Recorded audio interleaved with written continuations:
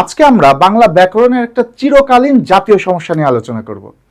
এই জাতীয় সমস্যাটা হচ্ছে উপমান এবং উপমিত কর্মধারয়ের সমস্যা। আমরা সবাই জানি যে উপমান এবং উপমিত কর্মধারয়ের সমাস মানে হচ্ছে দুইটা জিনিসের মধ্যে তুলনা, তাই না?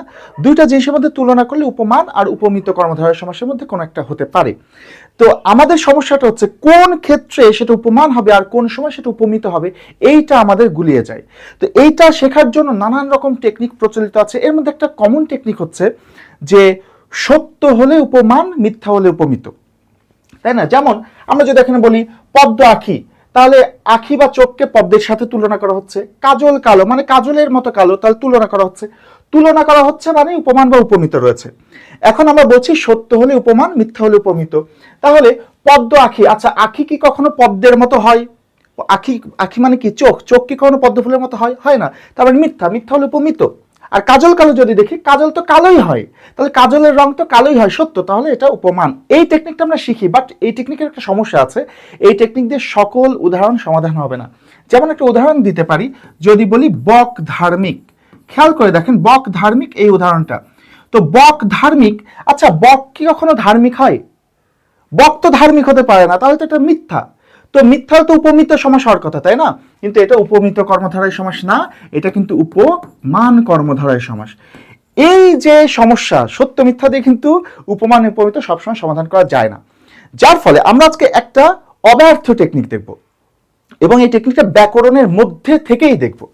তো আমাদের উপমান আর উপমিত কর্মধারয় সমাসের একটা ব্যাকরণিক যে টেকনিকটা, সেটা হচ্ছে যে যদি আমরা দেখি পরপদে বিশেষণ আছে, বিশেষণ মানে কি দোষ গুণ অবস্থা এগুলো, যদি পরপদে কোনো বিশেষণ থাকে তাহলে সেটা উপমান কর্মধারয় সমাস হবে। যদি বিশেষণ বুঝতে না পারেন তাহলে এটুকু মনে রাখবেন, যদি ওই সমাসটার মধ্যে, ওই শব্দটার মধ্যে কোনো বৈশিষ্ট্য উল্লেখ থাকে। বৈশিষ্ট্য, বৈশিষ্ট্য কি জিনিস? সাদা, কালো, উঁচু, লম্বা, খাটো, বেটে, পাতলা, মোটা, চিকন, এগুলো সব হচ্ছে বৈশিষ্ট্য। তো যদি কোনো বৈশিষ্ট্য উল্লেখ থাকে তাহলে সেটা উপমান হবে। কথাটা কি বললাম? যদি পরপদে বিশেষণ থাকে, দোষগুণ অবস্থা থাকে, বা ওই শব্দটার মধ্যে কোনো বৈশিষ্ট্য উল্লেখ থাকে, তাহলে সেটা হয়ে যাবে উপমান কর্মধারয় সমাস, না হলে উপমিত হবে। ঠিক আছে, এখন খেয়াল করে দেখেন পদ্ম আঁখি। আচ্ছা এখানে আঁখি তো পরপদে আছে, তো আঁখি কি বিশেষণ কি বিশেষণ? আঁখি মানে কি চোখ, চোখ কি একটা অঙ্গের নাম? নাম বোঝালে কোন পদ হয়? বিশেষ্য। তো তাহলে তো এখানে পরপদে বিশেষণ নাই। আবার দেখেন আমরা যদি বৈশিষ্ট্য খুঁজি, পদ্ম একটা ফুল আর আঁখি হচ্ছে চোখ, এখানে ফুল বা পদ্ম ফুল বা চোখ এই দুইটার কোনোটার কোনো বৈশিষ্ট্য কি উল্লেখ আছে? কোনো বৈশিষ্ট্য উল্লেখ আছে? সাদা, সুন্দর, এরকম কোনো বৈশিষ্ট্য আছে? নাই। অর্থাৎ পরপদে কোনো বিশেষণও নেই, আবার এখানে কোনো বৈশিষ্ট্য উল্লেখ নেই, তার মানে অবশ্যই এটা উপমান হবে না, এটা উপমিত হবে। ঠিক আছে। আবার কাজল কালো, এর পরপদ কোনটা? কালো। তো কালো তো অবশ্যই একটা বৈশিষ্ট্য। এই কাজলের বৈশিষ্ট্য কি? কাজলের বৈশিষ্ট্য হচ্ছে কালো, তার মানে কালো তো অবশ্যই একটা বিশেষণ। তো বিশেষণ হলে কোন সমাস হবে? যদি পরপদ বিশেষণ হয়, পরপদ বিশেষণ হয়, তাহলে আমরা বলেছি সেটা অবশ্যই উপমান কর্মধারয় সমাস হবে। ঠিক আছে, এটা হচ্ছে টেকনিক। তাহলে আরেকবার বলে দিচ্ছি, প্রথমত পরপদে বিশেষণ আছে কিনা সেটা খুঁজবেন। যদি বিশেষণ নিয়ে ঝামেলা হয় তাহলে দেখবেন ওই শব্দটার মধ্যে কোন একটা বৈশিষ্ট্য উল্লেখ আছে কিনা। যেমন এখানে কাজলের বৈশিষ্ট্য কালো, আবার এখানে পদ্ম বা আঁখি এর কোনোটারই কোনো বৈশিষ্ট্য উল্লেখ নাই। ঠিক আছে, এভাবে বৈশিষ্ট্য উল্লেখ আছে কিনা বা বিশেষণ আছে কিনা এটা দেখবেন। যদি বিশেষণ বা বৈশিষ্ট্য থাকে তাহলে উপমান, না থাকলে উপমিত কর্মধারয় সমাস হবে। আমরা এবার যেটা করব, বিগত সালে বিভিন্ন সময়ে উপমান এবং উপমিত কর্মধারয় সমাস থেকে অজস্র প্রশ্ন এসেছে, তার মধ্যে বাছাইকৃত কয়েকটি প্রশ্ন সমাধান করব। চলুন দেখা যাক। খেয়াল করেন এখানে আমরা 4টা প্রশ্ন নিয়েছি।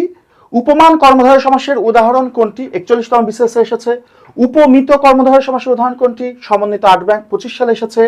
কর পল্লবের ন্যায় ব্যাস বাক্যটি কোন সমাসের? 18তম শিক্ষক নিবন্ধন 24 সালে এসেছে। অরুণ রাঙা কোন সমাস নিষ্পন্ন সমস্ত পদ? 15তম শিক্ষক নিবন্ধন 19 সালে এসেছে। আমরা একটু সমাধান করব। দেখেন উপমান কর্মধারয় সমাসের কথা বলেছে, তো আমরা জানি উপমান কর্মধারয় সমাস মানে হচ্ছে পরপদে বিশেষণ থাকবে বা একটা বৈশিষ্ট্য উল্লেখ থাকবে। তো খেয়াল করে দেখেন, প্রথমত তো উপমান বা উপমিত হওয়ার জন্য তুলনা বোঝানো লাগবে। এখানে তুলনা বুঝিয়েছে কোন কোন শব্দ দ্বারা?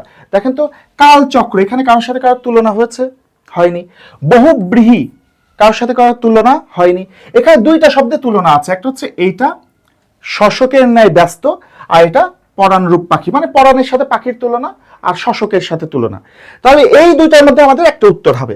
সেক্ষেত্রে কোনটা উত্তর হবে কিভাবে বুঝবো? আমি বলেছি যে পরপদে যদি কোনো একটা বিশেষণ থাকে বা ওই শব্দে কোনো একটা বৈশিষ্ট্য উল্লেখ থাকে। দেখেন তো, এই যে ব্যস্ততা একটা অবস্থা না? যদি বলি লোকটা খুব ব্যস্ত, তাহলে লোকটা অবস্থা কি? ব্যস্ত। অবস্থা বোঝাচ্ছে, অবস্থা বোঝালে তো বিশেষণ হয়। তাহলে যেহেতু এখানে পরপদে বিশেষণ আছে বা একটা বৈশিষ্ট্য উল্লেখ আছে, ব্যস্ত এটা তো একটা বৈশিষ্ট্য, তো বিশেষণ বা বৈশিষ্ট্য আছে, সেই কারণে এটা উপমান হবে। এইটা হচ্ছে না, কারণ হচ্ছে এখানে পরপদে আছে পাখি। পাখি কোনো বিশেষণ বা বৈশিষ্ট্য কোনোটাই নয়, পাখি একটা বিশেষ্য পদ। ঠিক আছে, এটা রূপক কর্মধারয় সমাস। এটা আমরা রূপক কর্মধারয় সমাস কেন হলো সেটা আমরা অন্য কোনো দিন আলোচনা করব। উপমিত কর্মধারয় সমাসের উদাহরণ চাচ্ছে এখানে। উপমিত কর্মধারয় সমাস, উপমিত মানে কি? যেখানে কোনো বিশেষণ বা বৈশিষ্ট্য থাকবে না। তাহলে খেয়াল করে দেখেন, প্রথম কথা, এখানে যতগুলো উদাহরণ আছে আমরা একটু সবগুলো চেক করি। দেখেন, কঠিন, আচ্ছা বজ্র কঠিন, পরপদ আছে কঠিন। কঠিন এটা একটা বৈশিষ্ট্য না? যে কোনো বললাম যে লোকটা খুব কঠিন, তার মনটা খুব কঠিন, একটা বৈশিষ্ট্য। তার মানে বৈশিষ্ট্য উল্লেখ আছে, বৈশিষ্ট্য উল্লেখ থাকলে উপমান হয়। তাহলে এটা উত্তর হবে না, কারণ আমাদের উপমিত চেয়েছে। দেখেন, বরফ শীতল, আচ্ছা শীতল এটাও কি একটা বৈশিষ্ট্য না? এটা তো একটা বৈশিষ্ট্য। তো শীতল আবহাওয়া, আবহাওয়ার বৈশিষ্ট্য, তার মানে বৈশিষ্ট্য আছে, অর্থাৎ এটাও উপমান, এটা উত্তর হচ্ছে না। কাজল কালো, এটা একটু আগেই দেখেছি, কালো একটা বৈশিষ্ট্য, যেহেতু বৈশিষ্ট্য তার মানে উপমান, তাহলে এটা উত্তর হচ্ছে না। এখানে উত্তর হবে সিংহ পুরুষ। কেন সিংহ পুরুষ? সিংহ এটাও একটা বিশেষ্য, পুরুষ এটা একটা বিশেষ্য। এখন কথা হচ্ছে, এখানে সিংহ বা পুরুষ কারোরই কোনো বৈশিষ্ট্যকে উল্লেখ আছে? আমরা কি বলেছি চার পাওয়ালা, কেশরযুক্ত, শক্তিমান, এমন কোনো বৈশিষ্ট্যকে উল্লেখ আছে? কোনো বৈশিষ্ট্য উল্লেখ নাই। যেহেতু বৈশিষ্ট্য উল্লেখ নাই, তাহলে এটা হবে উপমিত কর্মধারয় সমাস। ওকে, এবার খেয়াল করেন, কর পল্লবের ন্যায় ব্যাস বাক্যটি কোন সমাসের? কর মানে কি? কর মানে হচ্ছে হাতের তালু, আর পল্লব মানে হচ্ছে পাতা। কর পল্লবের ন্যায়, প্রথম কথা হচ্ছে কর পল্লবের ন্যায় মানে হচ্ছে তুলনা বোঝাচ্ছে, হাতের তালুকে পাতার সাথে তুলনা করছে। তুলনা মানে সেটা উপমান বা উপমিত যে কোনো একটা হতে পারবে। আমাদের এখানে তার মানে এই গ বা এই খ, এই দুটো একটা উত্তর হবে। মধ্যপদলোপীয় হবে না, বহুব্রীয় হবে না। এখন কথা হচ্ছে এটা উপমান হবে নাকি উপমিত হবে? খেয়াল করে দেখেন, কর মানে হাতের তালু, পল্লব মানে পাতা, দুইটাই তো বিশেষ্য। এটাও একটা অঙ্গ, অঙ্গের নাম, নাম বোঝালে বিশেষ্য। পল্লব মানে পাতা, পাতা একটা জিনিসের নাম, বিশেষ্য। এখন এখানে হাতের তালু বা পাতা, কারোর কোনো বৈশিষ্ট্যকে উল্লেখ আছে? নরম, কোমল, কোনো বৈশিষ্ট্য উল্লেখ আছে? বৈশিষ্ট্য তো উল্লেখ নাই। বৈশিষ্ট্য উল্লেখ না থাকলে কি হবে? আমরা জানি বৈশিষ্ট্য উল্লেখ না থাকলে সেটা হয়ে যাবে উপমিত। তার মানে এটার উত্তর হবে উপমিত কর্মধারয় সমাস। এবার দেখেন, অরুণ রাঙা কোন সমাস নিষ্পন্ন সমস্ত পদ? অরুণ রাঙা, এর পরপদটা খেয়াল করেন তো, রাঙা। রাঙা মানে কি? রঙিন, তাই না? তো এটা একটা বৈশিষ্ট্য না? এটা তো একটা বিশেষণ বা বৈশিষ্ট্য। অরুণ রাঙা, রাঙা মানে রঙিন, জিনিসটা রঙিন। আমি যদি বলি জিনিসটা খুব রঙিন, তাহলে সেটা একটা বৈশিষ্ট্য বোঝাচ্ছে। তো বৈশিষ্ট্য থাকলে কোন সমাস হবে? আমরা বলছি বৈশিষ্ট্য বা বিশেষণ থাকলে সেটা উপমান কর্মধারয় সমাস হবে। সুতরাং এই দেখেন, এটা উপমান কর্মধারয় সমাস হবে। কথা কি ক্লিয়ার হয়েছে? তাহলে সিম্পলি এখন থেকে মনে রাখবেন যে উপমান বা উপমিত কর্মধারয় সমাসের মধ্যে কোনো কনফিউশন হলে দেখবেন, যদি পরপদে কোনো বিশেষণ থাকে বা ওই শব্দটাতে কোনো বৈশিষ্ট্য উল্লেখ থাকে, তাহলে সেটা উপমান হবে, আর না হলে উপমিত কর্মধারয় সমাস হবে।